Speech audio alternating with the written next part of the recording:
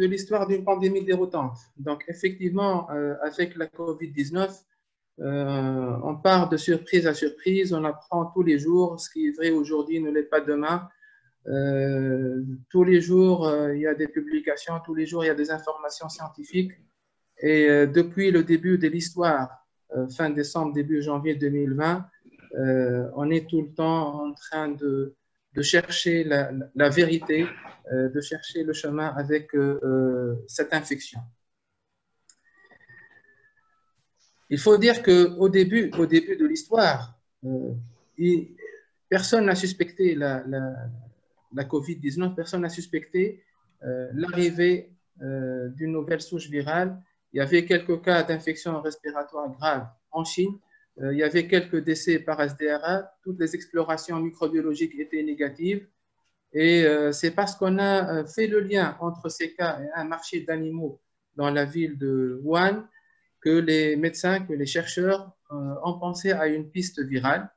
Il faut dire que l'Asie, la Chine et l'Asie du Sud-Est, c'est une zone où on voit régulièrement l'émergence de virus, de nouveaux virus, de nouveaux agents infectieux.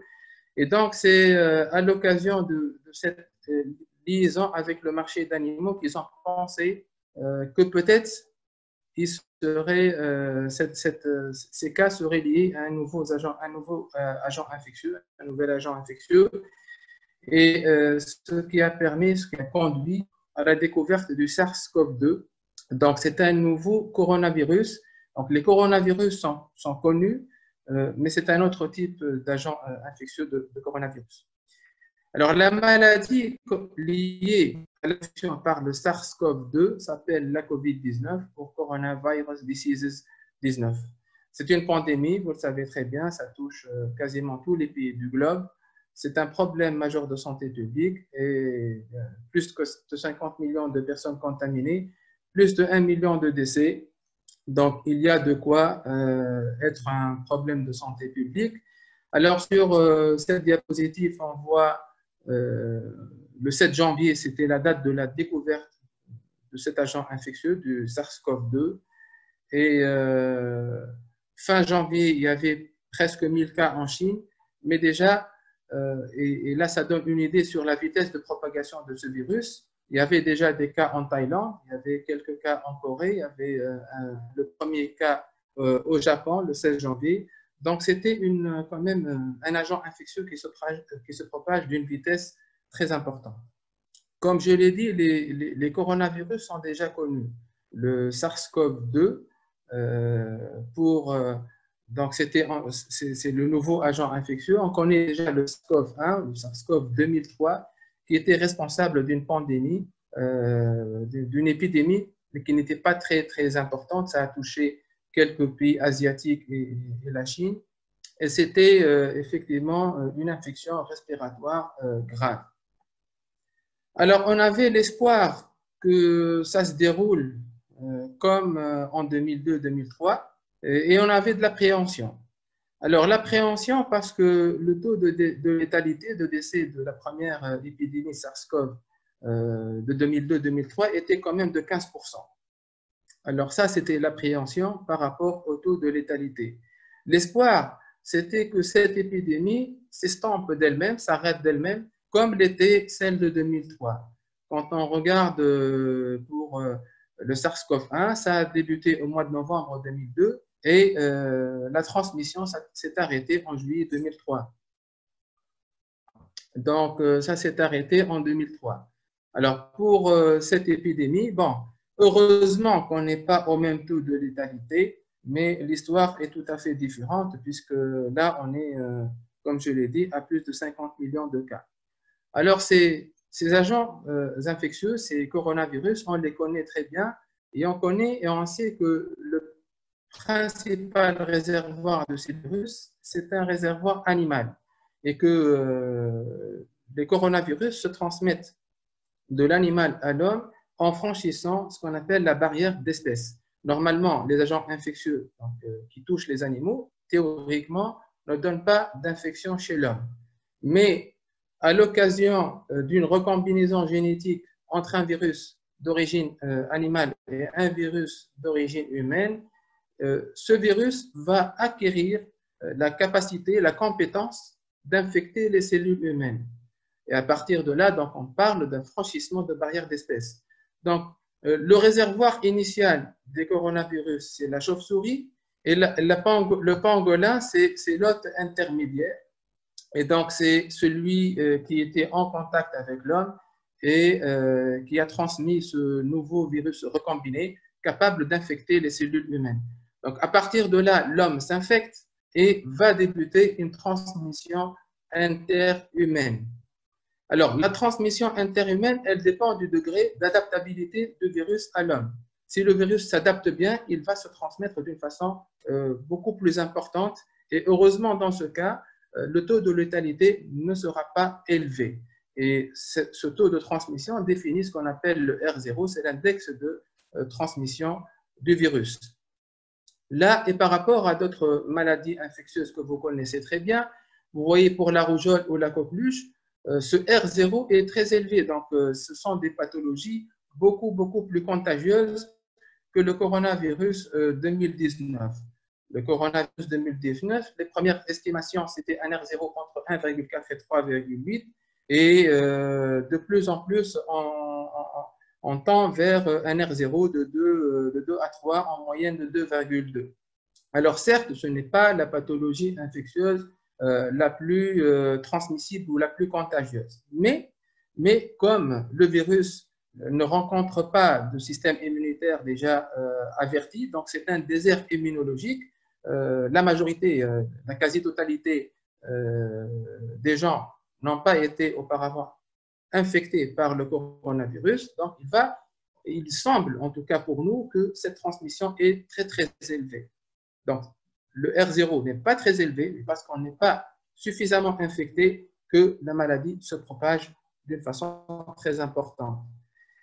Là, c'est juste pour faire une comparaison épidémiologique rapide. Quand on regarde début mars, le 11 mars 2020, en Tunisie, il n'y avait que 6 cas et on voit quelques petits rangs en Europe. Et quand on regarde aujourd'hui, là c'était hier, le 13 novembre 2020, on passe à 53 millions de cas, 1 300 000 de décès. Et surtout pour la Tunisie, c'est déjà le mois d'octobre, le 10 octobre, donc il y a à peu près un mois, on était à 32 000 cas. Un mois après, nous sommes à 77 000 cas, avec un taux de décès, un nombre de décès qui augmente d'une façon très importante. Donc là, jusqu'à hier, on était officiellement à 2209 décès. Alors, comment se transmet ce virus, ce nouveau virus? Alors, les deux principales voies de transmission sont la transmission de type gouttelette et la transmission de type contact. De type gouttelette, ce sont les gouttelettes émises lors de l'éternuement, lors de la toux. Alors, les gouttelettes sont, entre guillemets, un peu lourdes et donc elles ne peuvent pas parcourir une distance au-delà de 1 mètre, 1,50 m. Alors, pendant longtemps, je dirais quelques semaines ou quelques mois et jusqu'au jour d'aujourd'hui, on parle toujours de la possibilité d'une transmission aérienne de type R. Et quand on parle de type R, c'est vraiment de petites particules de moins de 5 microns.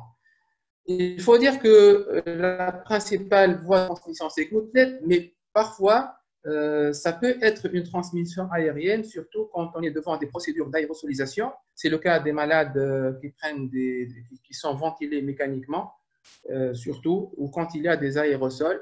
Ça va générer des petites gouttelettes, donc qui ne sont pas vraiment des gouttelettes, c'est des aérosols de moins de 5 microns, et là, elles peuvent rester suspendues dans l'air, et donc ça va rendre possible une transmission aérienne. Et ce phénomène s'exagère ou s'intensifie quand on est dans des endroits, dans des locaux qui sont fermés, hermétiques et non ventilés. Donc, et la transmission, bien sûr, même si elle est de type gouttelette, elle va devenir beaucoup plus importante, elle va être amplifiée par ce phénomène de confinement dans un local qui est fermé et non aéré. Alors, pour la transmission de type contact, c'est particulièrement en contact, bien sûr, d'une personne infectée, contaminée, ou indirectement par les surfaces et les objets contaminés. Là, c'est les mains qui jouent un rôle majeur en touchant par la suite soit les yeux, soit la bouche, soit le nez. Alors, pendant combien de temps le virus peut survivre sur les objets? Quelques heures sur un revêtement de cuivre, jusqu'à 24 heures sur le papier, le carton ou des vêtements, et jusqu'à 7 jours sur de l'acier inoxydable, du plastique, de la céramique ou du verre. Tout ça est bien sûr variable en fonction qu'on soit dans un endroit clos ou dans un endroit ouvert. Et cela a été bien démontré que c'est vrai que le type de surface joue un rôle dans la survie du virus, mais également le degré de l'humidité et la température de l'air ambiant. Encore quelque chose de fondamental à préciser, il faut savoir que le risque de transmission est 18 fois plus important quand on est dans un milieu intérieur, donc dans un milieu confiné, fermé, par rapport à l'extérieur. Donc, vraiment, même si on porte des masques, le fait d'être dans des locaux fermés, pas aérés, amplifie d'une façon considérable et augmente d'une façon importante ce risque de transmission. Donc, là, on voit avec ce tableau, quand on prend des locaux, en fonction qu'ils soient complètement fermés ou ouverts avec des fenêtres ouvertes et du courant d'air, le temps de dégression du risque de contamination, donc le temps de diminution de 90% du risque de contamination, il est de 5 minutes dans une chambre bien aérée avec du courant d'air. Cela rend compte de l'importance d'aérer les locaux. Alors que quand l'endroit est complètement fermé, hermétique, le temps de réduction de 90% de la charge infectante est de 25 heures. Donc, ça, c'est un message très important pour des mesures de prévention en termes d'aération des locaux. Alors, la cinétique de la charge virale est également intéressante à connaître. Pourquoi? Parce qu'on se rend compte que la charge virale augmente déjà et commence à grimper dans la semaine qui précède l'apparition des symptômes. Donc là, vous voyez qu'un sujet peut transmettre le virus, même s'il est asymptomatique. Et ce travail publié déjà au mois de mai 2020 rend compte que 44% des cas secondaires sont des contacts de patients présymptomatiques. Donc, la moitié des contaminations se fait presque à partir de gens qui sont présymptomatiques. Alors, le début de la transmission en moyenne, c'est 2,3 jours avant le début des symptômes, avec un pic de transmission 0,7 jours. Donc, grossièrement, les 24 heures qui précèdent le début des symptômes sont le moment où la personne contamine le plus son entourage. La période d'incubation en médiane, c'est 5 jours, mais il y a des extrêmes, donc de 2 à 14 jours, mais le maximum, la médiane, c'est le maximum d'incubation, c'est essentiellement au niveau du 5e jour. Alors, cliniquement, la COVID-19 est-elle une grippe? C'est ce qu'on a cru au début, et vous avez vu beaucoup de tableaux qui comparent la COVID-19 avec la grippe. Bien sûr, on s'est amusé à dire, voilà, il y a plus de fièvre, moins de fièvre, il y a plus de toux, moins de toux. Là, c'est une toux sèche, là, c'est une toux avec des expectorations. Mais vous savez qu'aujourd'hui, tout ça est faux, que la COVID-19 n'a rien d'une grippe, d'une part, ce sont deux entités à part. Et d'autre part, les symptômes sont très, très variables. Et rien que cette mesure prise dans les aéroports, dans pas mal d'endroits et jusqu'au jour d'aujourd'hui, de prendre la température systématiquement, semble dérisoire pour détecter les cas positifs, puisque 80% déjà des personnes sont asymptomatiques et près de 30% des cas positifs ne développent pas de fièvre. Et là, vous regardez la dernière définition de l'Observatoire national des maladies nouvelles et émergentes, donc c'est tunisien, et vous voyez la variabilité des symptômes. Donc là, déjà, au mois de février 2020, sur une petite série de cas chinois, on se rend compte que certes, on s'était focalisé sur les malades respiratoires, mais il y avait quand même pas mal de symptômes neurologiques, digestifs. Là, c'est des syndromes d'antiphospholipide-like. Là, c'est des complications cardiaques qu'on a vu fleurir, des phlébites, des embolies, des insuffisances cardiaques, des troubles du rythme. Donc, il y en avait pour tous les goûts. Des manifestations dermatologiques déroute complètement les cliniciens. Personne au début ne pense à la COVID-19 devant ces aspects cliniques dermatologiques. Les tableaux d'encéphalite et de méningite ont été également décrits. Et pour vous également, vous avez certainement vu ou entendu parler du Kawasaki-like syndrome. Il y a eu 30 fois plus en Italie de syndrome Kawasaki-like pendant le pic d'épidémie de la COVID-19. Donc là, grossièrement, pour vous illustrer la multiplicité ou les multiples facettes de cette pathologie, ça touche tous les organes, quasiment, les poumons, le cœur, le tube digestif, le système nerveux central, la peau. Donc, c'est vraiment une maladie aux multiples facettes, aux multiples symptômes, et ça égare bien sûr le diagnostic, ça déroute le clinicien. C'est une pathologie qui évolue en 3 phases. La phase modérée, c'est la première semaine. Alors, ça peut s'estamper, ça peut s'arrêter à cette première semaine, mais on peut passer au-delà du 7e jour à des formes beaucoup plus sévères qui nécessitent des hospitalisations, voire un passage en réanimation. Alors, pour combien de temps le sujet reste infectant? Alors, il y a beaucoup d'études qui nous montrent qu'au-delà du 8e, 9e jour, même les particules virales isolées sur des prélèvements ne sont plus cultivables et donc ne sont plus infectantes. Et c'est pour cela qu'on s'est rabattu actuellement sur un délai de 10 jours pour confiner les sujets infectés. Je reviens sur ce graphique pour parler du diagnostic. Bien sûr, la charge virale, elle est élevée les 2 premières semaines, ce qui permet un diagnostic par PCR. Au-delà de la 2e semaine, il y a moins de chances d'avoir une PCR positive. Par contre, les immunoglobulines vont apparaître, donc les immunoglobulines A, G et M, elles vont apparaître et permettront un diagnostic rétrospectif au-delà de la 2e semaine par des techniques sérologiques. La prévention, bien sûr, le port du masque est fondamental pour prévenir la transmission de la COVID-19, du SARS-CoV-2.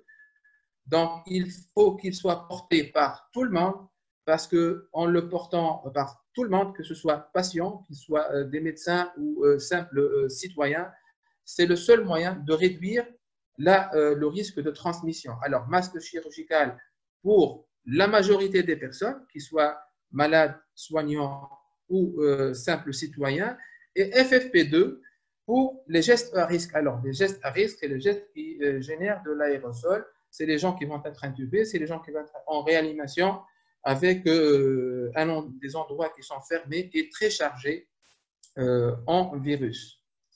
La distanciation, c'est également une mesure qui a prouvé son efficacité, là sur une méta-analyse qui démontre clairement l'intérêt d'une distanciation au-delà de 1 mètre avec un port de masque pour réduire sensiblement la transmission du SARS-CoV-2. Les autres mesures, donc, il faut avoir un chat, pas peut-être le chat animal de compagnie, mais chat pour soluté hydroalcoolique. Alors, les solutés hydroalcooliques et l'hygiène des mains, c'est la 3e mesure fondamentale, barrière, pour stopper la propagation de ce virus. Ajoutons à cela la désinfection des surfaces, l'hygiène de l'environnement et penser à aérer les locaux. 15 minutes, 3 fois par jour. En Tunisie, alhamdoulilah, il fait beau toute l'année, donc on peut se permettre d'aérer même plus que ça, 1 heure, 30 minutes, tout ce que vous voulez. Alors, ce n'est qu'en multipliant les mesures de prévention qu'on pourra être efficace en matière de prévention. Il faut associer toutes les mesures, distanciation, aération, masque, hygiène, désinfection des surfaces, testing, tracing, tout ça ensemble. Donc, il faut le faire pour stopper la propagation de ce virus. Pour terminer, vous connaissez la syphilis, la grande simulatrice, comme on l'a très bien décrite. Eh bien, elle a bien trouvé une rivale en matière de la COVID-19, une variété étonnante et déroutante. Et en attendant le vaccin, prévention, prévention et prévention. Et je vous remercie pour votre attention.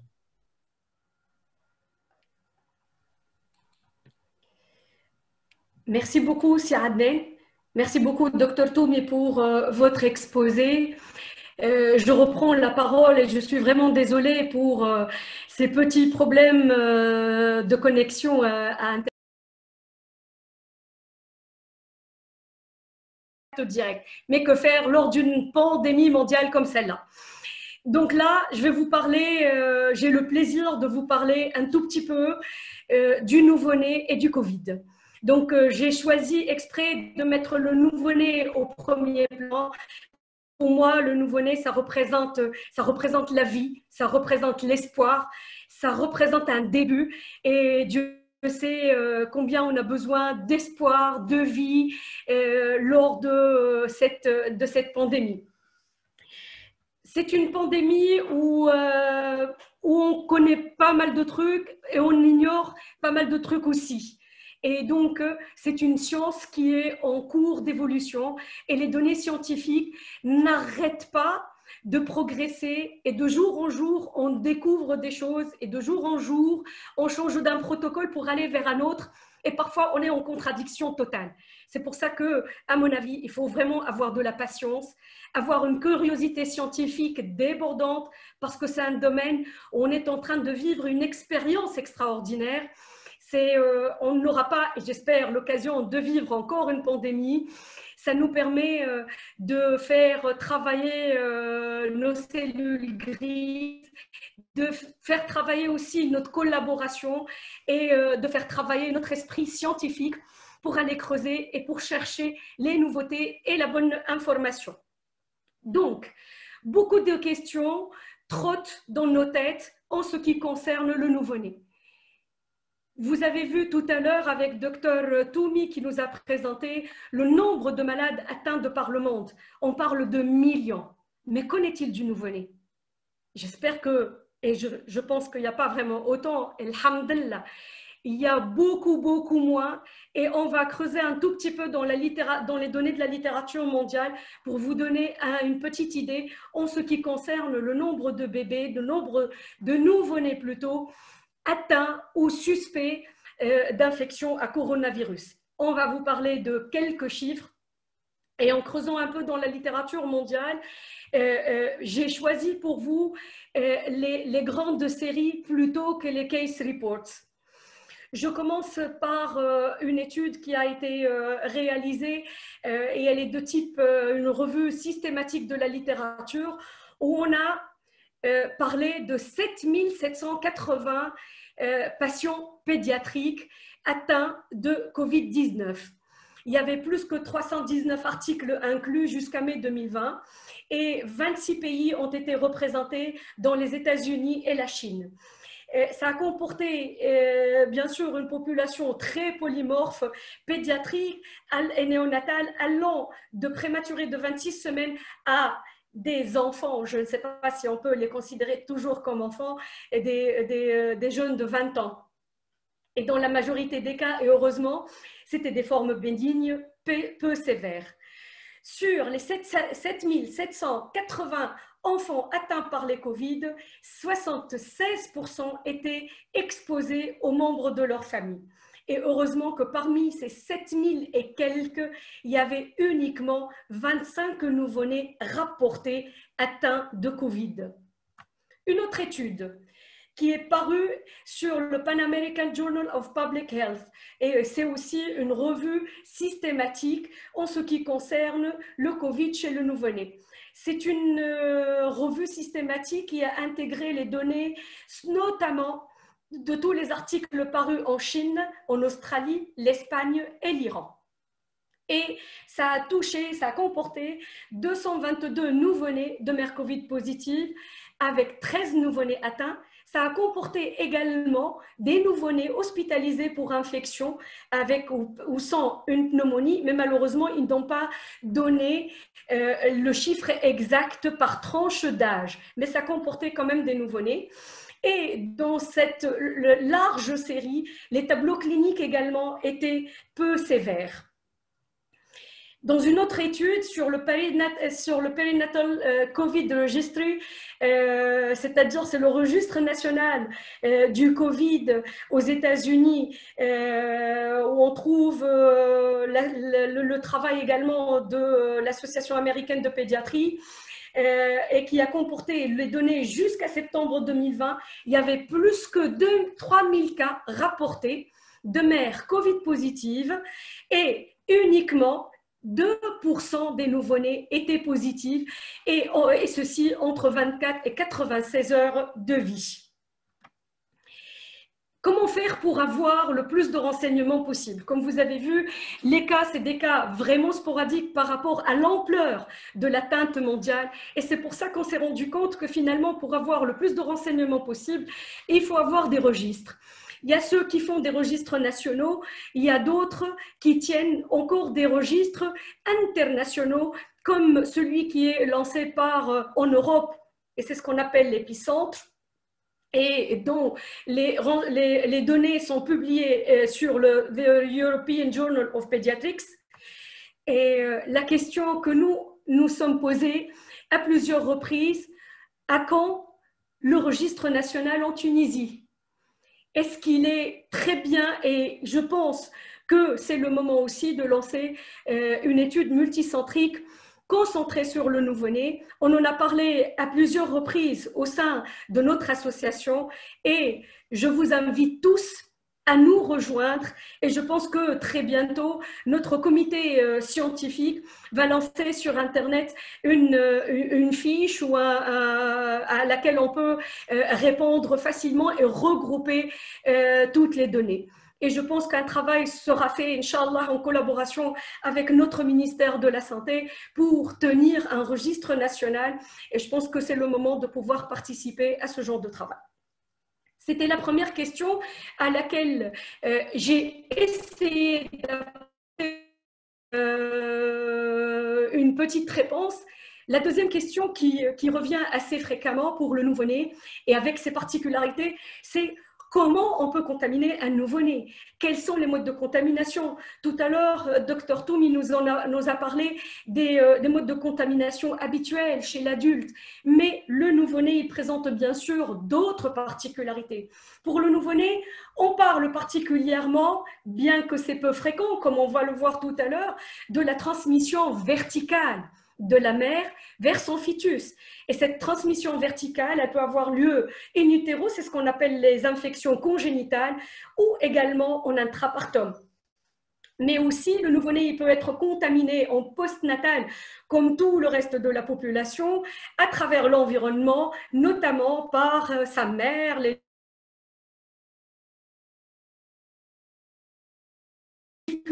particularité dans la contamination postnatale parce qu'on se pose fréquemment la question en ce qui concerne la possibilité de contamination à travers le lait maternel et également à travers le rooming in, le contact de la mère qui est Covid positive avec son bébé. Et je vais essayer à travers ces quelques revues de la littérature de vous apporter quelques réponses qui restent modulables et évolutives dans le temps, je le répète.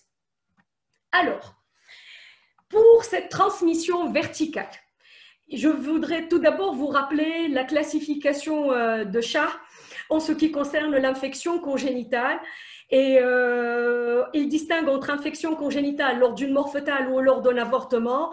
Elle est définie par la présence d'une PCR positive sur un tissu fœtal ou sur le côté fœtal du placenta, ou encore la détection par microscopie électronique des particules virales sur tissu fœtal ou sur le côté fœtal du placenta, ou également une culture virale dans le tissu fœtal ou sur le côté fœtal du placenta.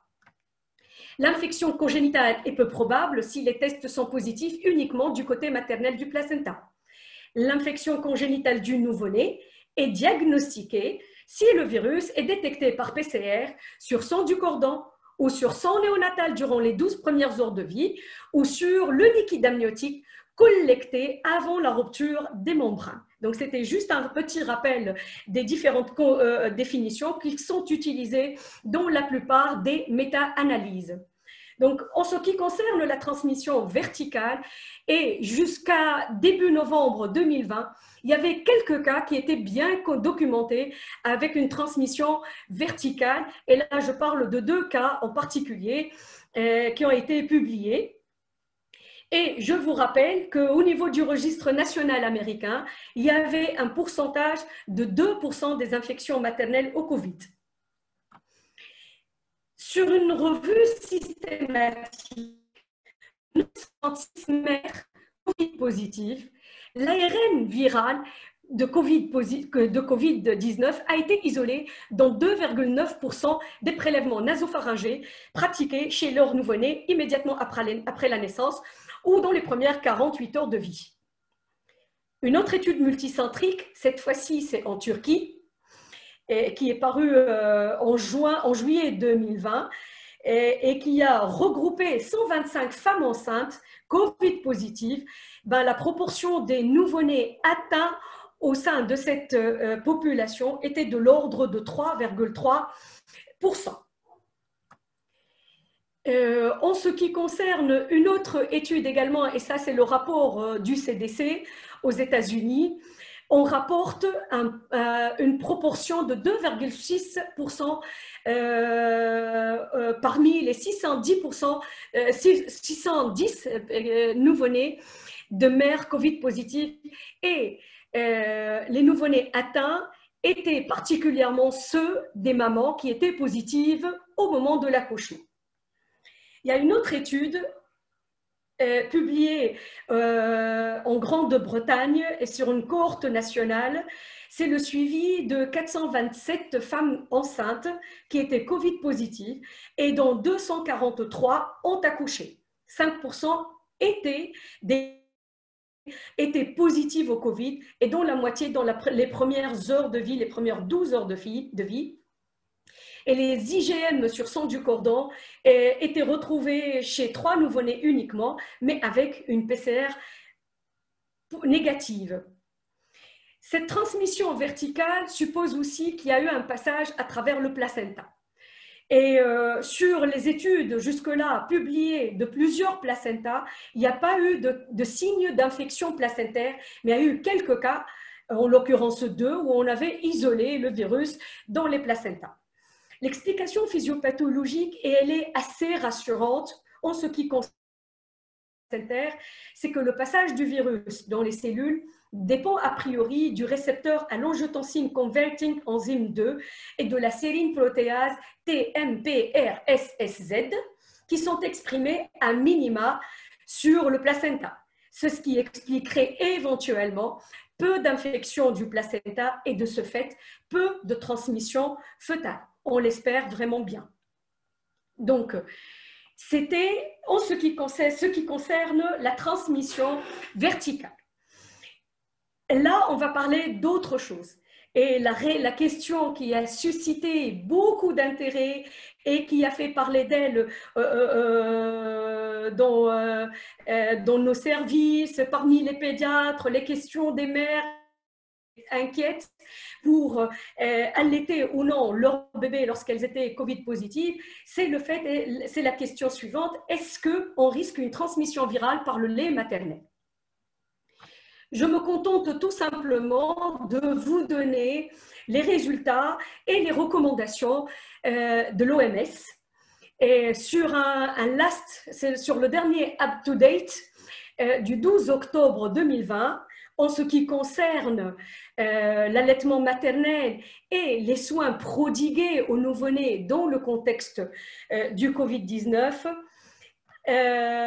l'OMS insiste pour dire que les nouveau-nés et les enfants sont à faible risque pour l'infection au Covid et qu'au niveau du lait maternel, jusqu'au jour d'aujourd'hui, on n'a pas détecté de virus au SARS-CoV-2 et donc il n'y a pas vraiment d'évidence en ce qui concerne la transmission du virus à travers le lait maternel. Donc les mamans doivent et peuvent continuer à allaiter leurs enfants même si elles sont Covid positives. Les recommandations de l'OMS également sont claires en ce qui concerne le contact d'une maman Covid positive avec son enfant et donc le rooming in est indiqué et au risque de vous étonner, le skin to skin est également indiqué. Pour vous rassurer encore un tout petit peu, je vous mets au courant de cette cohorte qui a été étudiée et qui a été publiée dernièrement sur le Lancet. C'est une cohorte type observationnelle, c'est une cohorte de tous les nouveau-nés nés entre mars et avril 2020. sur 3 hôpitaux à New York City. Et donc, c'était tous les nouveau-nés de mères Covid positives. 116 mamans étaient Covid positives et elles ont donné naissance à 120 nouveau-nés. Eh bien, sur les 120, 0 nouveau-né avait une PCR positive. Et sur ces 120 nouveau-nés, 99 nouveau-nés d'entre eux, soit 83%, ont bénéficié d'un roaming in. L'allaitement maternel était autorisé, bien sûr, en prenant en considération toutes les précautions nécessaires pour la prévention, le lavage des mains, le port de masque par la maman. Et ainsi, on a pu constater 0 cas de PCR positive à J5 et à J7, mais également même à J14 lorsqu'on a bien suivi les règles d'hygiène nécessaires. On arrive là aux manifestations cliniques. Les manifestations cliniques ne sont pas spécifiques du Covid. On parle d'une période d'incubation de 3 à 5 jours en général et on a rapporté dans la littérature des extrêmes allant de 1 jour à 14 jours. Et donc, heureusement que ces atteintes sont le plus souvent asymptomatiques ou paucisymptomatiques. Et comme je viens de le dire, il n'y a pas vraiment de signes spécifiques de cette pathologie. Les signes sont de type neurologique avec instabilité thermique, léthargie, peuvent être d'ordre respiratoire, à type de gênement, battement des ailes du nez, tachypnée, tirage, cyanose, pâleur, apnée et tout, ou d'ordre gastro-intestinal avec une distension abdominale, une intolérance digestive, une diarrhée, un vomissement. Donc vous voyez bien, c'est les signes que l'on rencontre pratiquement tous les jours dans toutes les pathologies néonatales ou presque. Les données biologiques aussi ne représentent pas vraiment de spécificité. On peut avoir une leucopénie ou un taux de globules blancs normal, une lymphopénie, une thrombopénie modérée, une élévation des ASA, TALA, TLDH et CPK. Et les données radiologiques se limitent éventuellement à un infiltrat sur la radio de thorax. Et pour l'évolution, et vraiment grâce au bon Dieu, l'évolution est le plus souvent favorable. Donc, mesdames et messieurs, chers collègues, chers pédiatres, chères mères, on est en situation très difficile avec le Covid-19, mais il y a beaucoup de choses qui restent à faire et la prévention, ça reste la clé de notre prise en charge vis-à-vis de nos nouveau-nés. Donc, patience et armez-vous avec vos solutions hydroalcooliques, vos masques et la distanciation et tout ira pour le mieux, Inch'Allah. Donc,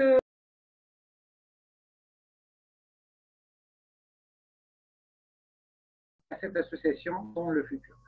Sans trop tarder, la majeure partie a été dite par Dr Qassem et principalement au début par notre ami Rissam. C'est vrai, nous sommes face à une maladie émergente, une maladie récente. On avait beaucoup de tâtonnements au début et les choses commencent actuellement à s'éclaircir de plus en plus, surtout en matière de prise en charge de la femme enceinte, de l'accouchement et du nouveau-né.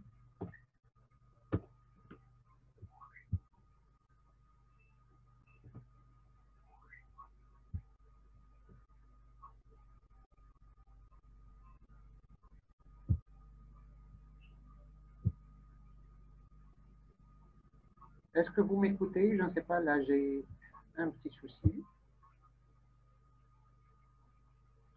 Voilà, donc juste pour rappel, certaines notions doivent être rappelées. L'infection pendant la grossesse au début était considérée comme minime au cours de la première vague de mars, avril et mai. Et on n'avait pas vraiment rencontré beaucoup de femmes enceintes testées Covid+. Et les quelques femmes avaient les mêmes symptômes que la population générale et on avait la notion que la femme enceinte était, entre guillemets, presque protégée par rapport à la population générale contre ce virus. Mais actuellement, les données actuelles montrent que la femme enceinte, et surtout la femme enceinte au cours du 3e trimestre, a un surrisque surtout de présenter des formes graves de détresse respiratoire ou de complications du SARS-CoV-2. Heureusement que la transmission verticale est quasi absente. Il y a un seul cas qui est formellement identifié jusque-là et qui là aussi c'est un cas à discuter. Les choses heureusement sont bonnes sur ce côté-là. Plusieurs études initialement ont été en faveur d'une augmentation du risque des infections sévères chez la femme enceinte, mais les choses ont été plus claires actuellement avec les études les plus récentes et on voit très bien qu'il y a une morbidité. Là, il y a un problème sur ma caméra. Juste.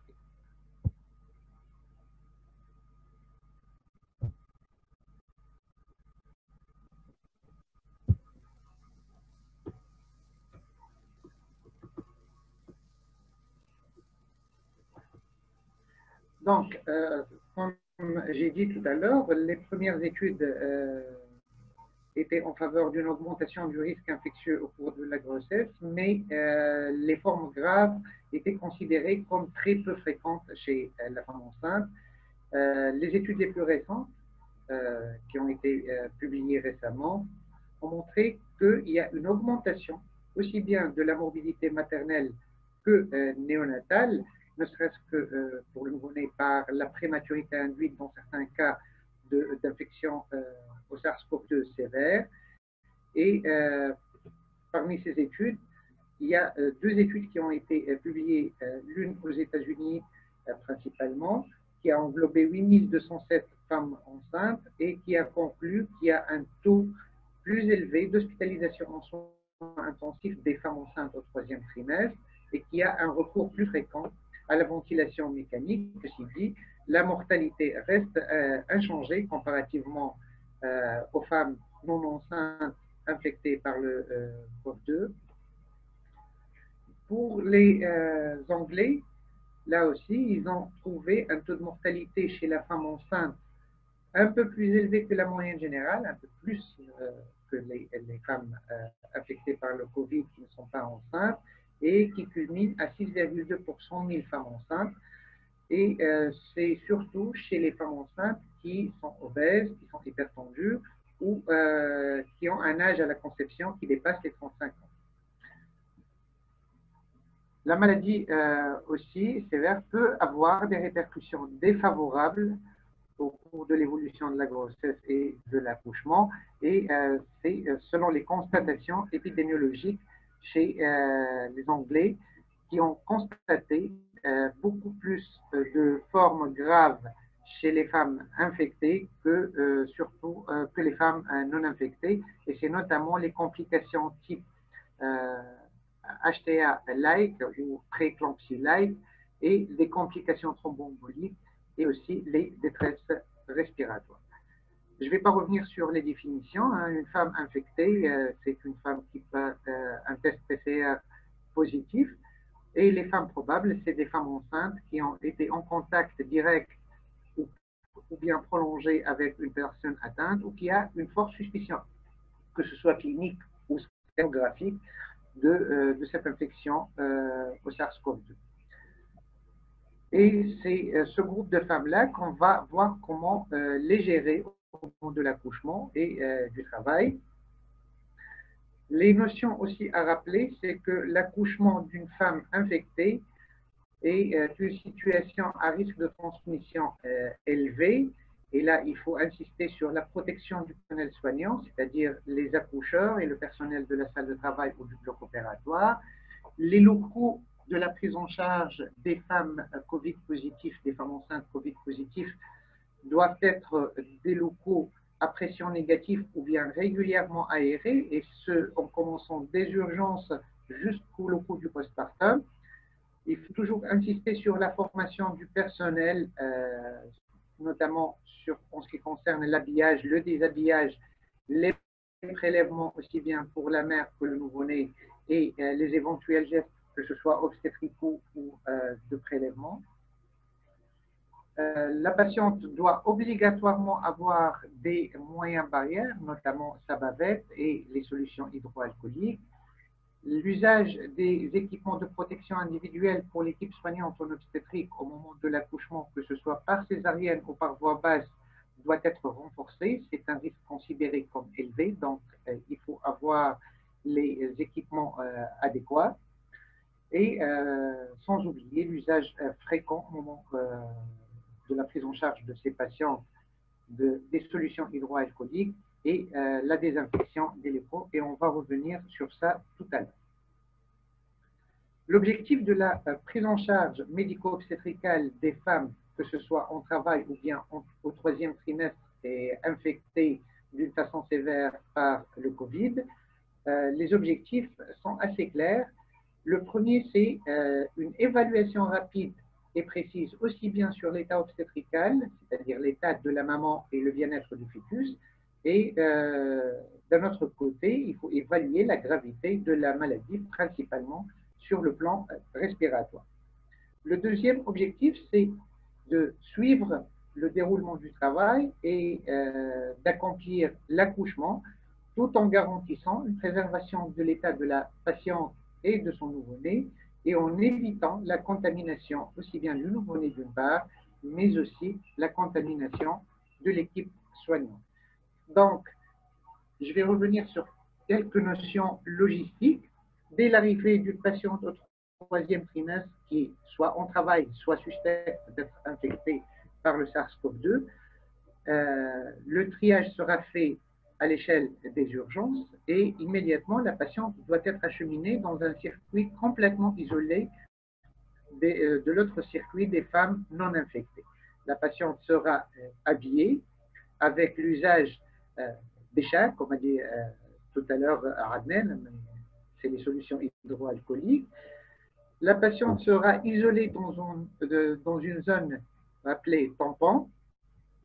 L'équipe de prise en charge, aussi bien obstétricale que néonatale, les pédiatres et les réanimateurs seront avertis pour préparer le circuit et la patiente sera mise en condition au niveau de cette zone tampon avec un examen obstétrical, un examen général. Les prélèvements biologiques seront effectués pour une éventuelle intervention chirurgicale et les prélèvements nasopharyngés pour les femmes qui ne sont pas confirmées porteuses du Covid.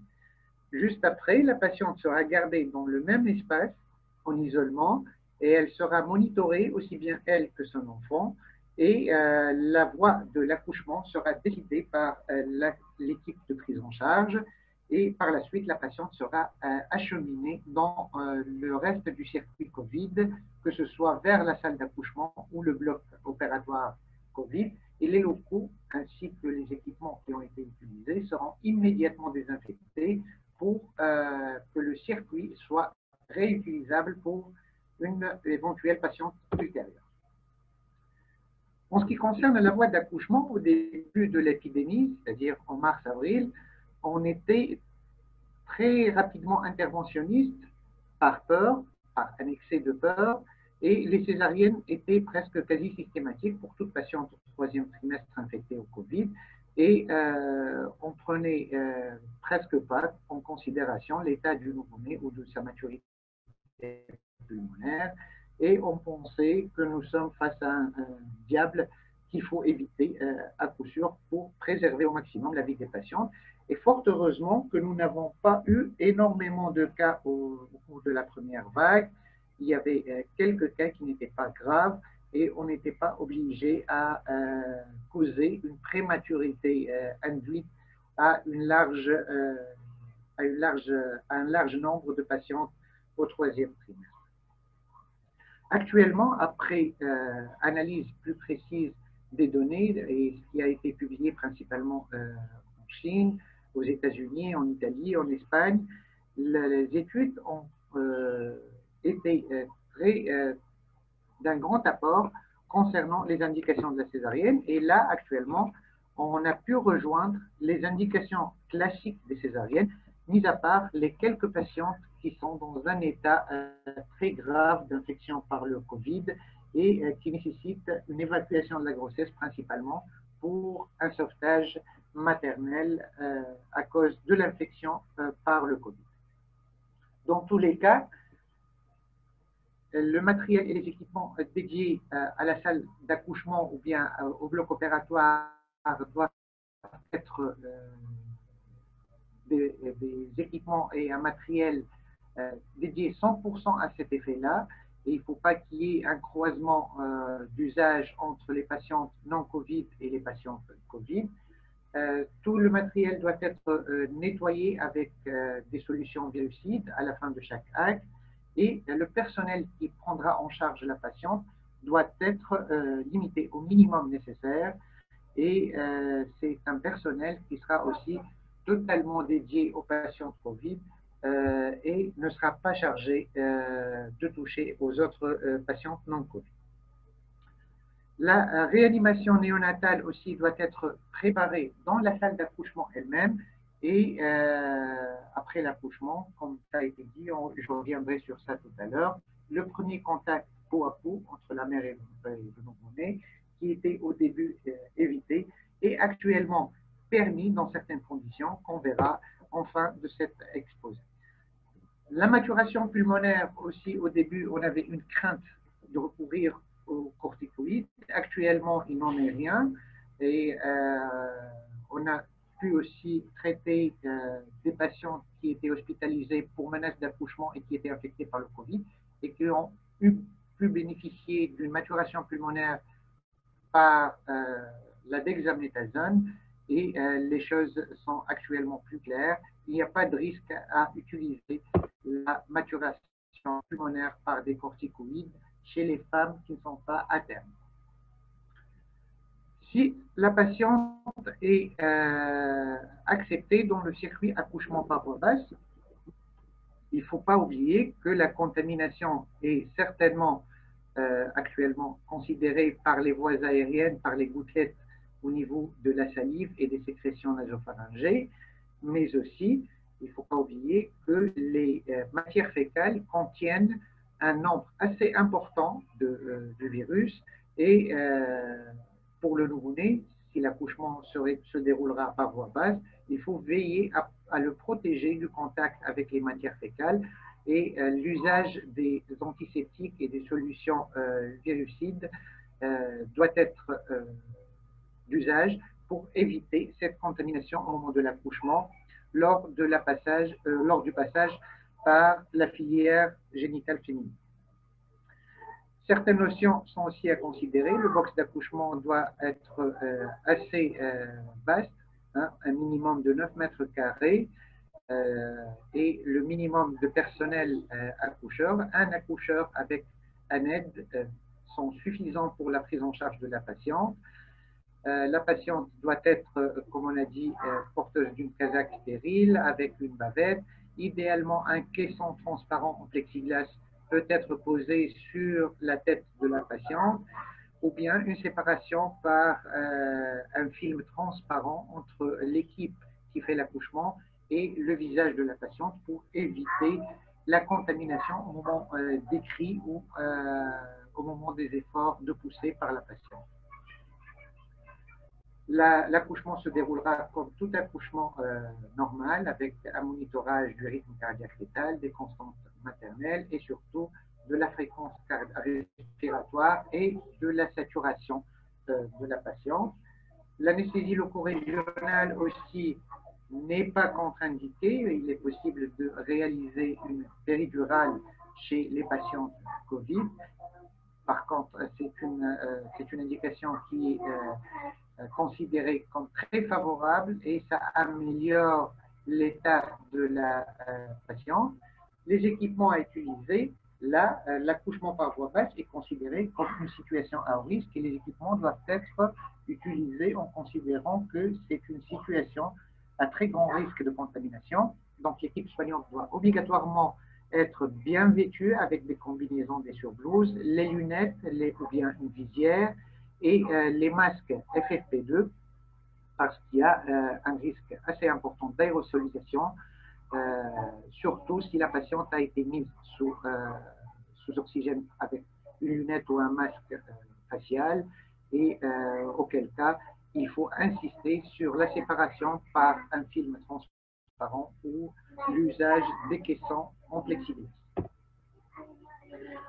Pour les patientes chez qui une césarienne a été indiquée, que ce soit pour une indication obstétricale ou bien pour un cas sévère d'infection par le SARS-CoV-2, la rachianesthésie, là aussi, est préférable à l'anesthésie générale pour éviter le contact avec les sécrétions nasopharyngées de la patiente et éviter le risque d'aérosolisation. La salle d'opération, là aussi, doit avoir un minimum de superficie qui doit dépasser les 20 mètres carrés avec un maximum de 4 personnes intervenantes dans la salle pour éviter la contamination au maximum. C'est une salle d'opération qui doit être sous pression négative et à défaut, la pression doit être interrompue. Il n'en est pas question d'utiliser la climatisation classique dans les salles d'opération. Et l'équipe du bloc opératoire, c'est l'équipe habituelle, c'est juste une notion de protection au moment de la réalisation de cette césarienne. Et là aussi, les équipements de protection individuelle doivent être renforcés avec des masques FFP2, des tenues complètes de protection. Et en cas d'anesthésie générale, il faut privilégier l'usage des caissons en plexiglas pour éviter l'aérosolisation. Juste après la césarienne, la patiente doit être acheminée à une salle de réveil dédiée. Il ne faut pas la mêler avec les autres patientes non Covid. À défaut, la surveillance doit être réalisée au bloc opératoire, dans la salle d'intervention elle-même. Et la patiente, en cas de patiente grave sur le plan respiratoire, sera par la suite directement acheminée à son espace d'isolement en réanimation et ne pas être, bien évidemment, à côté d'autres patientes hospitalisées non Covid. Une chose c'est important, il n'y a pas de virémie, ou presque, hein, le passage dans le sang est quasi nul, et les instruments utilisés au cours de la césarienne ou de l'accouchement seront traités comme les instruments utilisés chez les femmes non Covid. Bien évidemment, on fait une décontamination pendant 2 heures dans une solution javélisée, virucide, et par la suite, ces instruments seront traités de la même manière que les instruments utilisés en dehors du Covid, que ce soit en usage unique ou bien en usage multiple. Et là aussi, même pour la césarienne, il faut qu'il y ait une table pour la réanimation néonatale au sein même du bloc opératoire, idéalement dans la même salle d'opération. Et le pédiatre qui prendra en charge le nouveau-né, lui aussi, doit être habillé de la même manière, c'est-à-dire le nouveau-né, même si le risque de contamination verticale est faible, les locaux dans lesquels nous avons travaillé risquent d'être contaminants, même pour le personnel qui prendra en charge le nouveau-né. Et là aussi, le pédiatre doit être vêtu d'une façon convenable en évitant la transmission par défaut de protection. Dans le post-partum, pour les femmes qui ont été admises sans qu'il y ait une confirmation du test PCR, il faut veiller à récupérer rapidement le test PCR de la patiente. Là, les femmes qui seront négatives, ça va de soi, vont rejoindre le circuit normal. Pour les femmes positives, a posteriori, après l'accouchement, ou bien qui sont déjà considérées positives dès le début, la surveillance sera faite au maximum 24 heures à 48 heures dans un postpartum dédié, en isolement, en l'absence d'activité. Le retour à domicile sera précoce. On essaiera de libérer aussi bien les locaux et de permettre à la patiente de rejoindre son milieu personnel et familial habituel, tout en observant les moyens de protection et le moyen de distanciation. Et pour les cas sévères, là, les patients seront transférés dans les services adaptés par la suite. Une chose très importante à considérer en matière d'infection par le Covid, c'est que le risque thromboembolique est majoré, et la majorité des études confirment cette situation-là. Et la prévention, on le verra juste après, doit être bien observée et prolongée dans le postpartum des patients infectés par le Covid. Le contact peau à peau avec le bébé est possible et recommandé actuellement avec le respect des règles d'hygiène. Et la maman ne doit pas quitter son isolement, que ce soit à l'hôpital ou à domicile. Et le nouveau-né doit être à côté de son maman.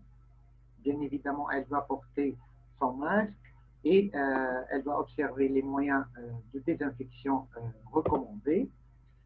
En ce qui concerne l'anticoagulation, toutes les femmes enceintes et infectées par le Covid ou qui ont accouché et qui sont Covid positifs doivent être mises sous héparinothérapie à bas poids moléculaire tout au long de leur hospitalisation, que ce soit en pré ou en post-natal. Et cette prévention par l'HPPM doit être prolongée jusqu'à 10 jours après sa sortie de la maternité. L'arrêt de l'HPPM lors de l'accouchement sera fait pendant les 6 heures avant l'accouchement et 12 heures comme les 12 heures avant l'accouchement et les 6 heures après l'accouchement, comme pour les situations habituelles. Cette héparinothérapie doit être considérée en matière de dosage en fonction des facteurs de risque chez les femmes obèses, chez les femmes dont la saturation est assez basse, ou bien celles qui ont un antécédent thromboembolique. Là, il faut doubler la dose, hein, et tout dépend du poids de la patiente, et on peut arriver à une dose de prévention intermédiaire ou majorée, c'est-à-dire une dose de 0,6 le matin et 0,6 le soir, soit 6000 unités par 12 heures. Et dans les néonates, ils n'ont rien à cirer dans ce truc-là. Ce qui intéresse plutôt les néonates, c'est principalement le nouveau-né. Donc, pour le nouveau-né, dans le postpartum, il ne faut pas qu'il y ait une séparation entre le mère et l'enfant. L'allaitement, ça a été clairement démontré qu'il est sans risque.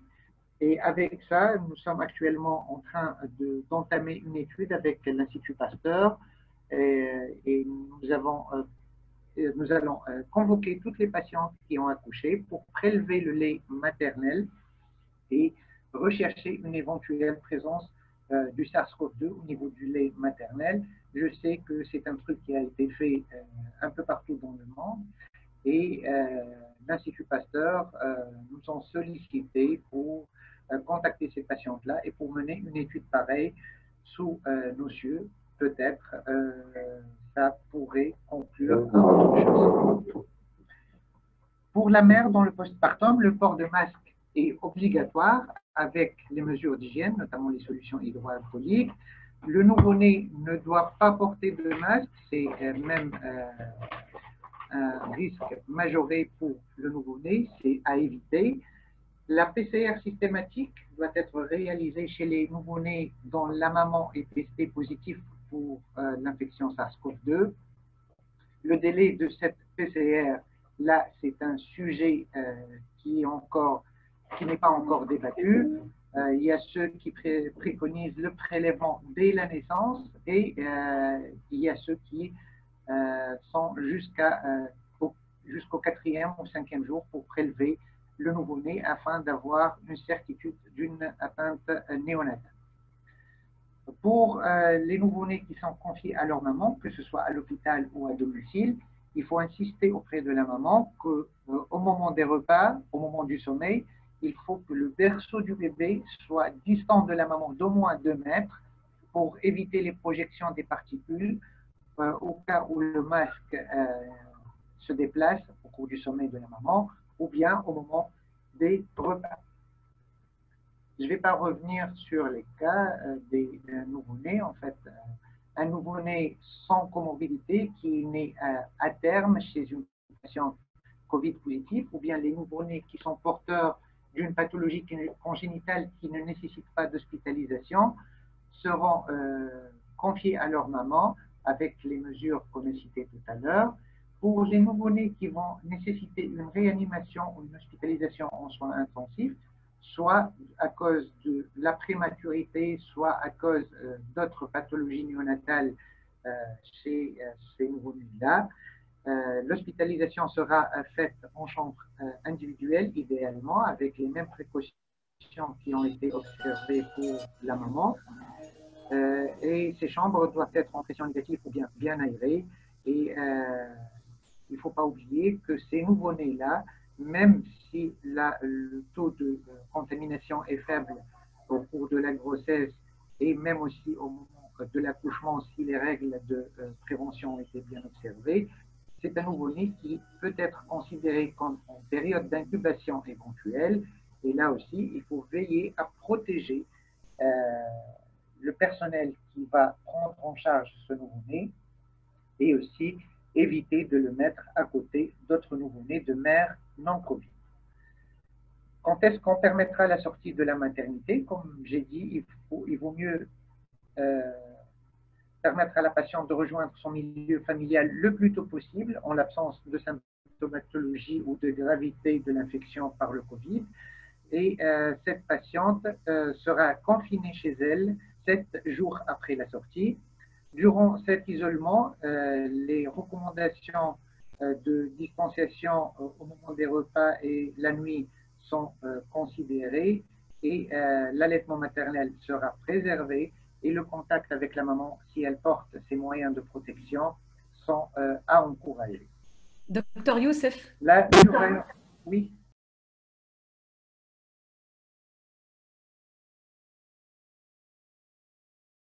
La tâche. Donc, je vais présenter le nouveau-né, le protocole de la prise en charge du nouveau-né d'une maman infectée, suspecte ou infectée par le Covid-19. J'ai juste un souci et voilà, très bien. Donc, la problématique, ça a été déjà dit au long et en large. Donc, durant la pandémie actuelle du Covid-19, les femmes enceintes et les nouveau-nés forment un groupe vulnérable qui mérite une attention particulière, d'autant plus que ce couple mère-enfant, leur pathologie ne peut pas être différée comme les autres pathologies médicales ou les chirurgies à froid, et que la période périnatale pose un problème des défis uniques. On doit avoir des ressources spéciales pour la prévention de la transmission. Le diagnostic est difficile, les signes sont non spécifiques, il y a peu relativement par rapport aux adultes décrits par rapport au tableau clinique des nouveau-nés, et il faut qu'on s'acharne à optimiser la prise en charge pendant le travail, la réanimation et la période postnatale, et on sait que la prise en charge périnatale est déjà compliquée chez le nouveau-né dans certaines situations. Donc, l'objectif de ma présentation, c'est d'en faire des recommandations propres à la Tunisie, parce qu'on s'est aidé d'une recherche documentaire, on a vu les recommandations nationales publiées par l'INAS et internationales publiées par l'Organisation mondiale de santé, l'American Association of Pediatrics, CDC, etc. Et on s'est aidé de cas cliniques et de questions de nos collègues afin d'établir des priorités, parce qu'il nous faut des recommandations qu'on peut appliquer un peu partout en Tunisie. Donc, je vais commencer par un cas clinique qui va un peu, là où on va se poser des questions, on va se mettre un peu dans le bain.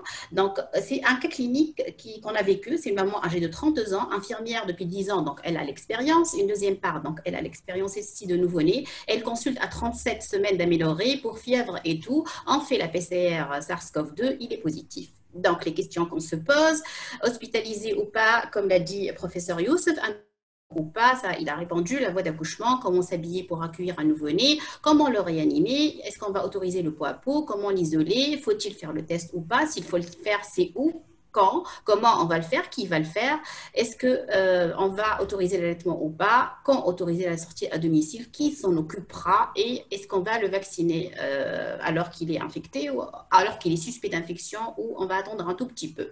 Donc, pour revenir à notre cas clinique, la mère était stable, donc on a autorisé le retour à domicile et 48 heures après, elle remarque une diminution des mouvements actifs fœtaux et c'est le nouveau-né est né par césarienne pour souffrance fœtale aiguë. Il s'est bien adapté à la vie extra-utérine. Toute l'équipe a porté un équipement de protection individuelle. Il a eu les soins habituels dans un box adjacent. Heureusement qu'on a les moyens de... On a un petit box dans le secteur Covid. Il était asymptomatique. On a choisi de ne pas lui faire le PCR. Il est sorti à domicile au bout de 24 heures. Bien sûr, nous avons fait une CRP parce que la maman était fébrile. Il faut toujours éliminer les pathologies courantes chez le nouveau-né. Et nous avons autorisé l'allaitement en insistant sur l'hygiène, et on avait de la chance parce que c'est une infirmière, elle connaît très bien les règles d'hygiène, mais on a quand même insisté.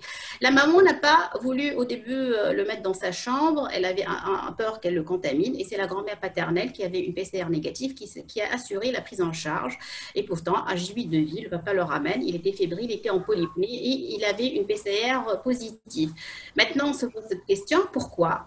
Et pourtant que la mère, elle est infirmière, elle connaît très bien le protocole. La grand-mère, elle a respecté les règles d'hygiène, elle a porté un masque, elle a respecté les règles de distanciation et les gestes barrières. Est-ce qu'il y a une transmission verticale, pernatale, postnatale, et comment on va prendre ce nouveau-né-là? J'ai vu dans les questions quel protocole. Est-ce qu'il y a un protocole spécifique pour les nouveau-nés Covid positifs? Donc, on va s'attarder un tout petit peu sur les définitions. Donc, un nouveau-né exposé, c'est un nouveau-né d'une mère ayant des antécédents d'infection Covid 10 jours avant l'accouchement, ou bien exposé à un contact proche avec une personne infectée durant les 28 premiers jours de vie, que ce soit la maman, un membre de la famille ou un des soignants. Le nouveau-né confirmé, c'est un nouveau-né qui a une PCR en temps réel positive pour le SARS-CoV-2. Là, c'est les définitions, Dr Qassem, elle en a parlé, comment on définit une infection congénitale, une infection pernatale et une infection postnatale, je ne m'attarde pas.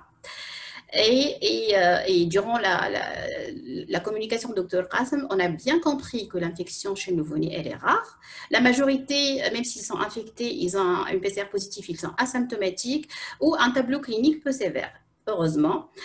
L'infection chez le nouveau-né, elle est plus fréquente chez les mamans ayant un tableau clinique sévère et chez les prématurés. Et bien sûr, la règle d'or, c'est d'éliminer les pathologies courantes chez le nouveau-né qui sont plus fréquentes et qui peuvent prêter à confusion ou être concomitantes à une PCR positive. Donc, on va revenir à nos principales questions. Comment se protéger au moment de l'accouchement? Donc, ça a été dit, mais je le redis encore une fois, pour que notre personnel soit protégé. La maman doit porter un masque, ça c'est sûr. Et puis, les soignants, il faut qu'ils portent un équipement de protection maximum parce qu'ils peuvent être contaminés. Soit que l'accouchement s'est fait, la réanimation s'est faite dans le box du nouveau-né ou même dans un box adjacent, on va voir par la suite. Et du moment qu'on exige un équipement de protection maximum, il vaut mieux dans les limites de possible que l'équipe soit avisée 30 minutes avant pour pouvoir enfiler correctement ces moyens de protection. Le moins de personnel possible doivent être présents pour qu'ils ne soient pas contaminés et du coup, il faut qu'on privilégie les professionnels les plus expérimentés pour qu'on ne puisse pas appeler de l'aide si jamais la situation est critique. Et puis, il faut déballer le minimum de matériel au préalable pour ne pas gâcher ce matériel-là parce qu'on ne va plus l'utiliser.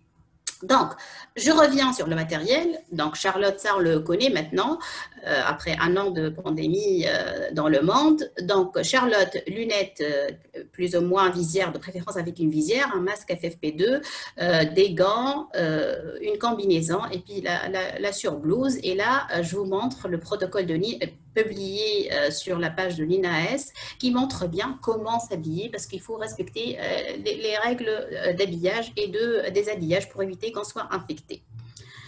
Donc là, c'est une image prise d'un article aussi. Donc on a la maman qui porte un masque FFP2 et le personnel qui porte l'équipement de protection maximale.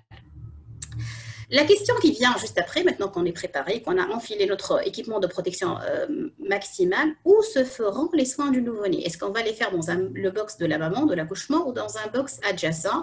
Donc, si possible, dans une pièce adjacente à celle de l'accouchement, dans le secteur Covid, bien sûr, et dédiée. Cette pièce-là est dédiée au nouveau-né suspect Covid. Donc, comme vous le voyez sur la photo, il y a la chambre où se fera l'accouchement et juste après, à côté, de préférence à côté pour qu'on perde pas du temps pour la réanimation du nouveau-né, en fasse la réanimation de ce nouveau-né-là dans cette chambre-là. Et ceci pour préserver, pour diminuer au maximum le risque de notre personnel qui va prendre en charge le nouveau-né. Bien sûr, on n'a pas la chance d'avoir un box adjacent, donc si ce n'est pas possible, à ce moment-là, la table de réanimation du nouveau-né doit être loin de la mère de plus de 2 mètres, et puis de préférence aussi, on mettra un paravent entre les 2 zones pour être une barrière supplémentaire contre les gouttelettes et contre la contamination. Si besoin de réanimation, est-ce qu'il y a un autre protocole? La réponse c'est non, c'est la guideline standard, et je profite pour dire que les dernières guidelines de réanimation sont parues le 20 octobre 2020 dans cet article-là.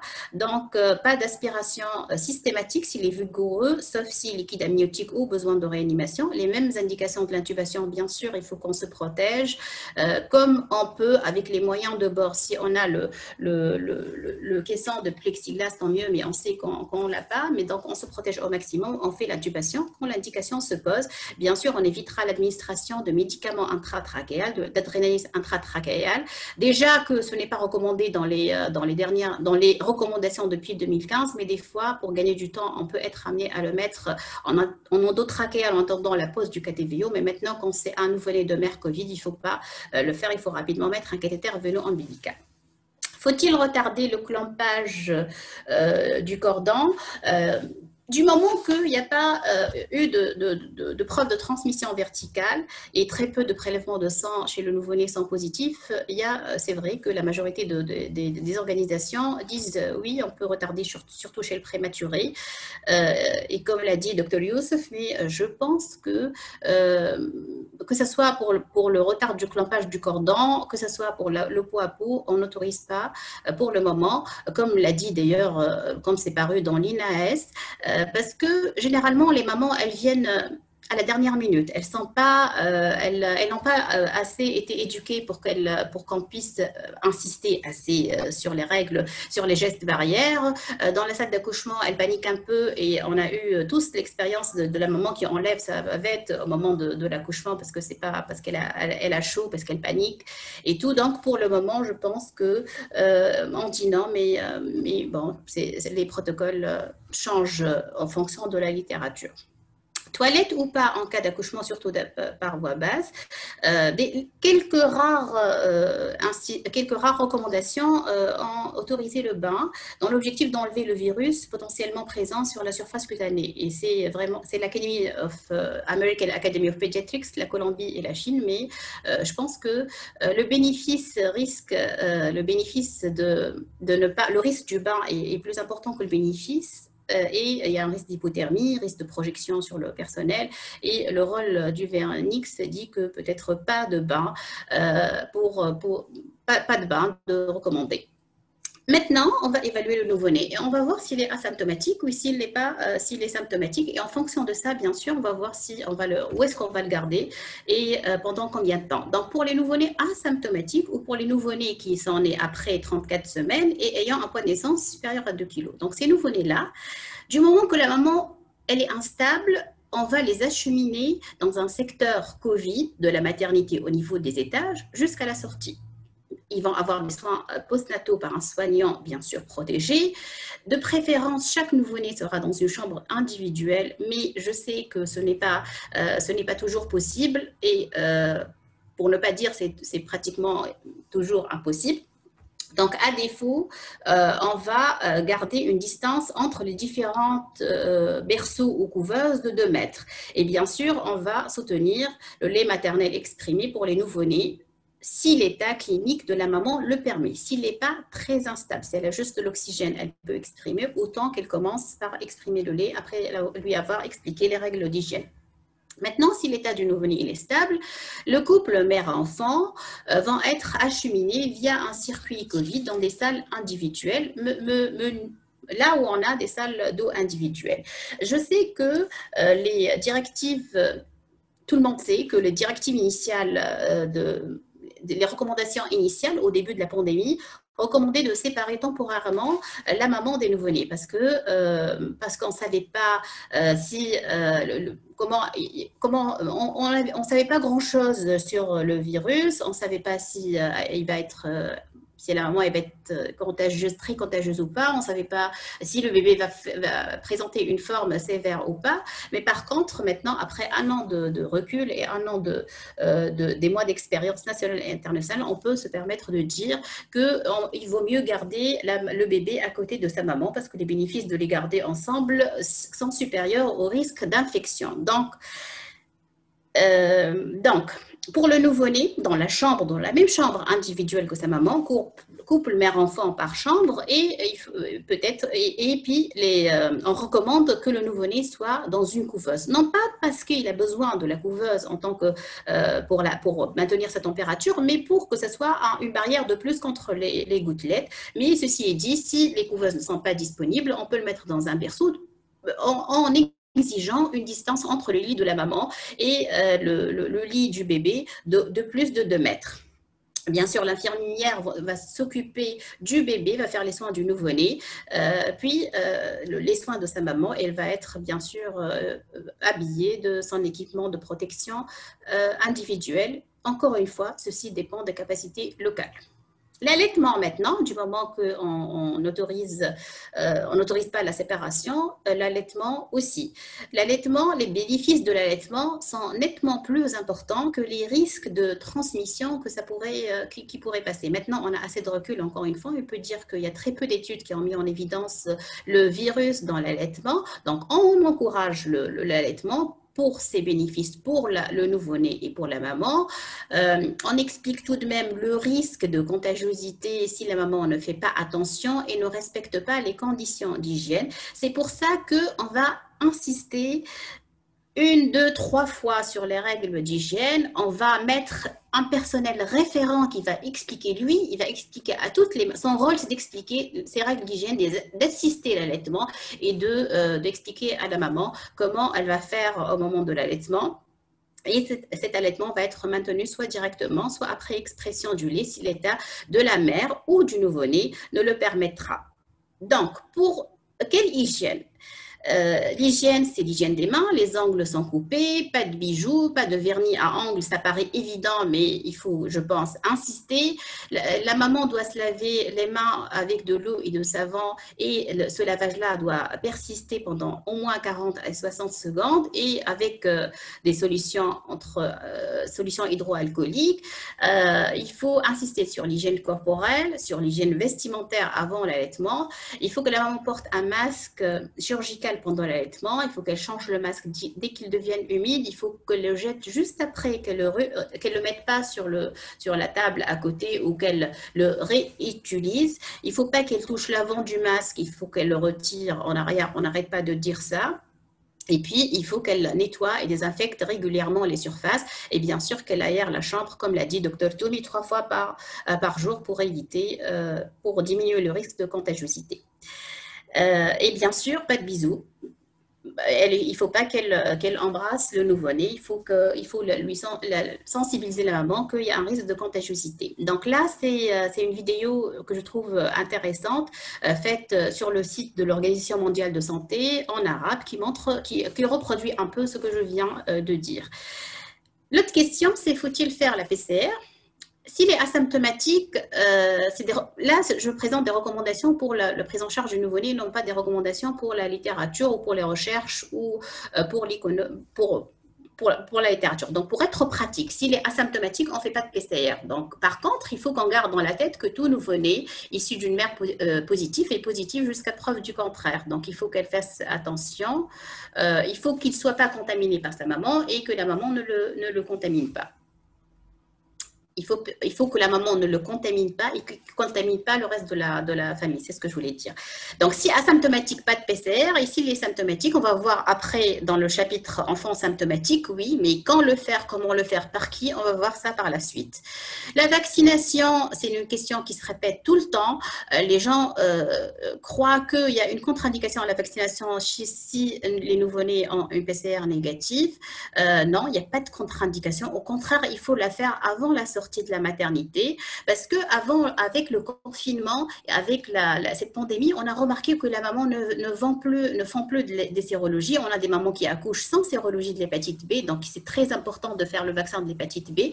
Et puis, si elles le font à la sortie de la maternité, ça évite de faire sortir le nouveau-né pour se faire vacciner. Mais ça a été dit au long et en large dans les recommandations de l'INAS en association avec la Société tunisienne de pédiatrie. Sortie à domicile, oui, le plus tôt possible, dès que l'état du nouveau-né et de sa maman le permettent. Il faut faire attention tout de même aux risques habituels du nouveau-né les premiers jours, tels que l'infection néonatale bactérienne précoce, le risque d'ictère, le risque de cardiopathie, parce qu'il peut fermer son canal après la sortie, s'il prend du poids ou pas. Et pour la maman hospitalisée, on ne va pas garder le nouveau-né parce que la maman est hospitalisée. Ça rejoint les mamans hospitalisées en dehors même du Covid, et l'enfant sortira avec un membre de sa famille, tout en insistant sur le fait que les membres de cette famille-là doivent être protégés, ils doivent porter des masques, ils doivent insister sur les gestes barrières. Donc, pour la sortie à domicile, étant donné qu'il faudrait garder dans la tête aussi que tout nouveau-né de mère Covid est infecté jusqu'à preuve du contraire, donc il faut faire un entretien détaillé. Il faut expliquer à la maman que le nouveau-né peut être contaminé par sa maman, gouttelettes et air, et puis que le nouveau-né pourrait être aussi contaminant. Par contre, j'insiste aussi sur le fait qu'il ne faut jamais porter de masque pour le nouveau-né. Et pour voir un peu pourquoi j'ai dit est-ce que le nouveau-né est contaminant ou pas, donc cette revue de la littérature qui a été présentée par Dr Qassem, donc ils ont inclus 938 nouveau-nés de mère Covid positifs, et regardez, il y a quand même pratiquement 10% de prélèvements de PCR positifs dans la matière fécale, donc les selles du nouveau-né peuvent contaminer.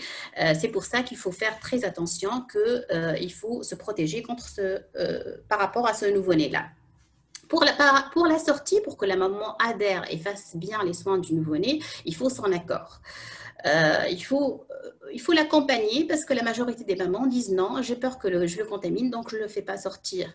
Il faut faire l'entretien dans le sens qu'il vaut mieux qu'il soit avec la maman, que les risques de contagiosité sont faibles si elle respecte les règles d'hygiène, et que même s'il est infecté, il y a très peu de cas de sévères qui sont rapportés dans les littératures.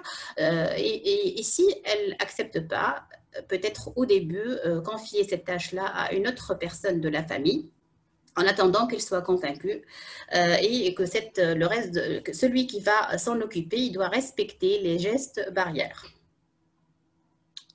Donc, quand on va sortir le nouveau-né avec sa maman, c'est très important de faire un entretien, d'informer sur la maladie, d'informer sur les voies de contagiosité, comment on peut contaminer le nouveau-né, d'informer les parents sur les signes inquiétants. Il faut que ce soit une information orale, insister sur les signes qui peuvent être inquiétants, la fièvre, la détresse respiratoire, la diarrhée, vomissement, refus de tétée, etc. Tous les signes que Dr Qassem a dit dans sa présentation.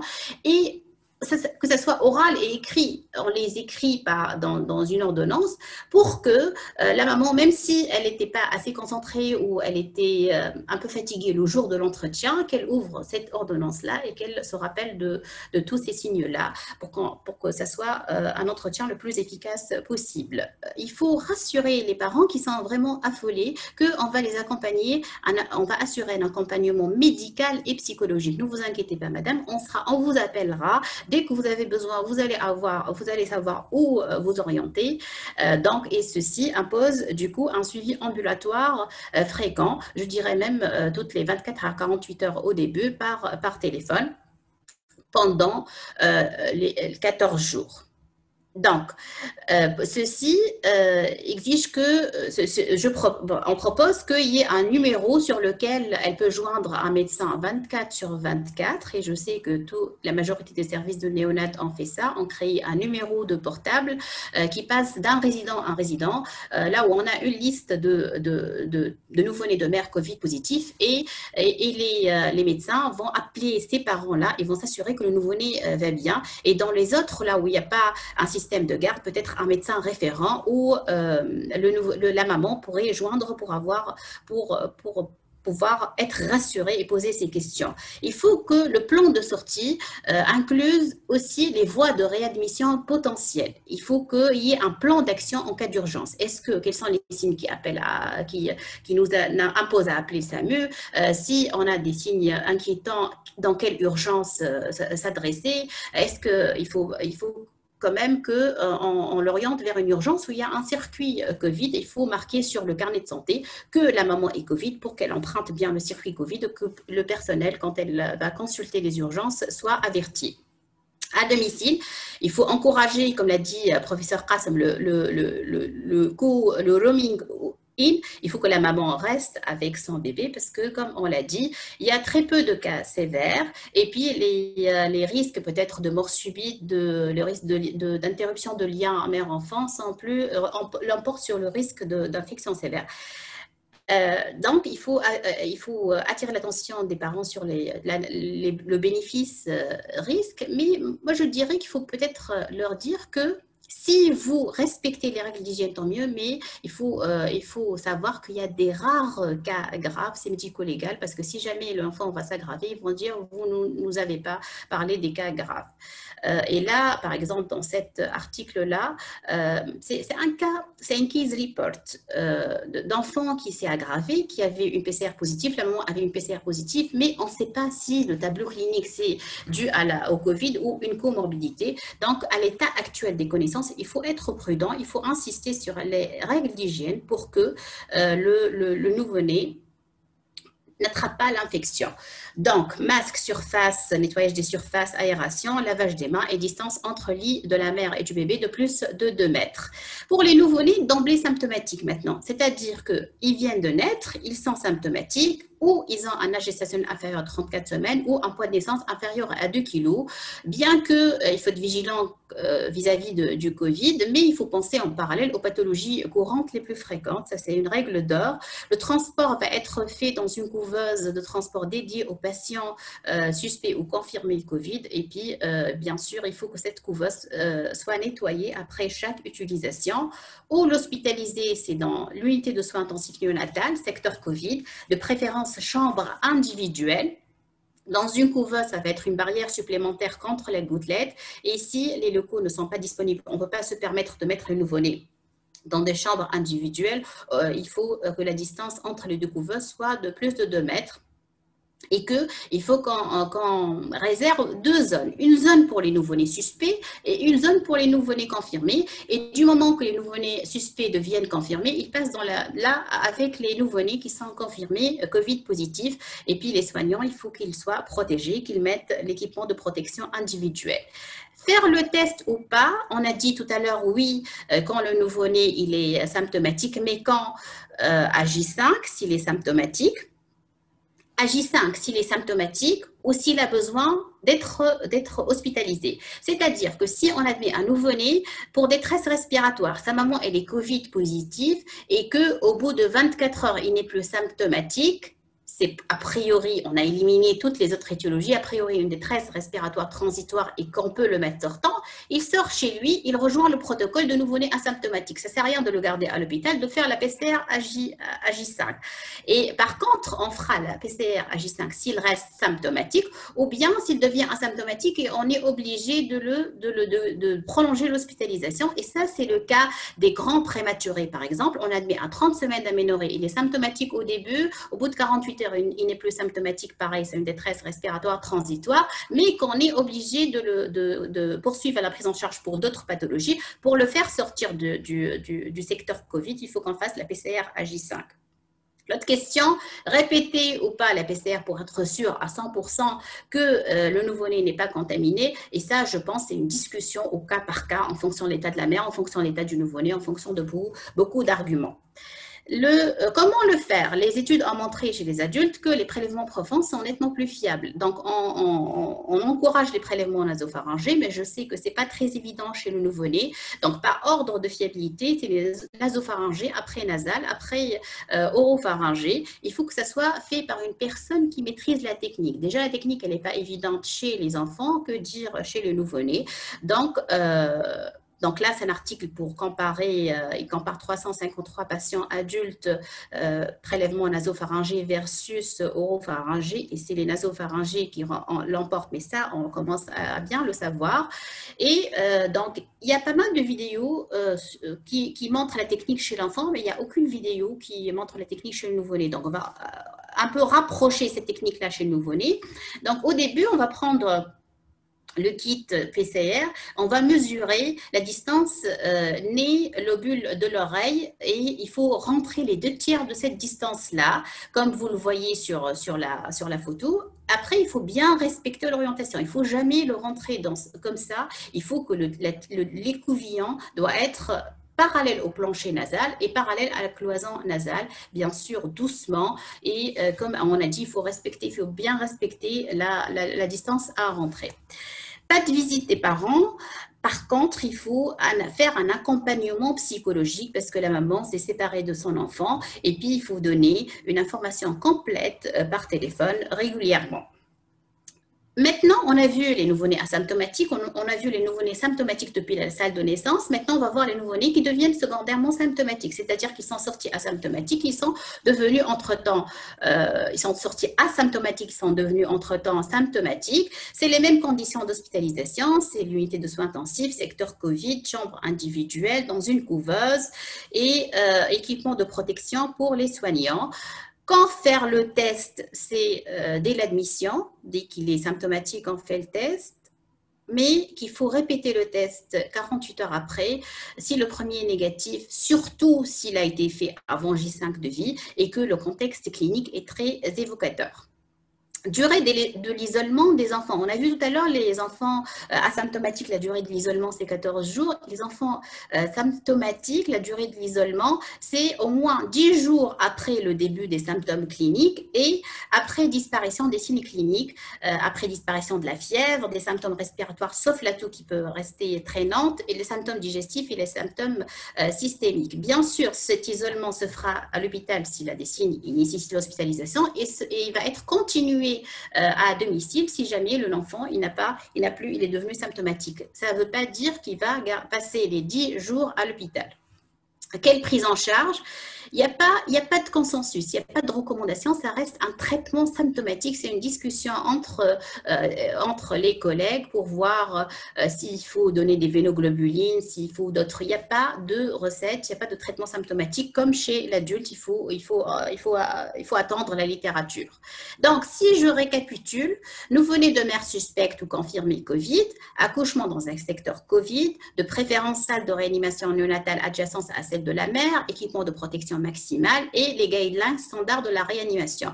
On évalue notre bébé. S'il est asymptomatique, supérieur à 34 semaines, supérieur à 2 kg, isolement mère-enfant dans une chambre individuelle, couveuse, précaution gouttelette contact, allaitement en insistant sur les règles d'hygiène, sortie précoce, suivi médical téléphonique, un plan d'action qui comportera la complication, les voies de réadmission et confinement pendant 14 jours. S'il est d'emblée symptomatique depuis la salle de naissance, il va être hospitalisé dans un secteur Covid, unité de soins intensifs, chambre individuelle, couveuse, précaution gouttelette contact, équipement de protection individuelle et puis on fera la PCR à J5 de vie. Il va être isolé pendant 10 jours après le début des symptômes et bien sûr jusqu'à ce qu'il soit asymptomatique.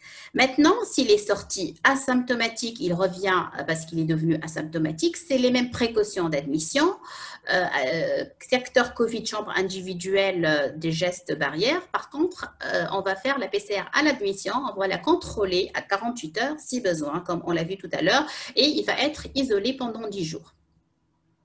Donc ça, c'est le schéma récapitulatif de toutes les situations.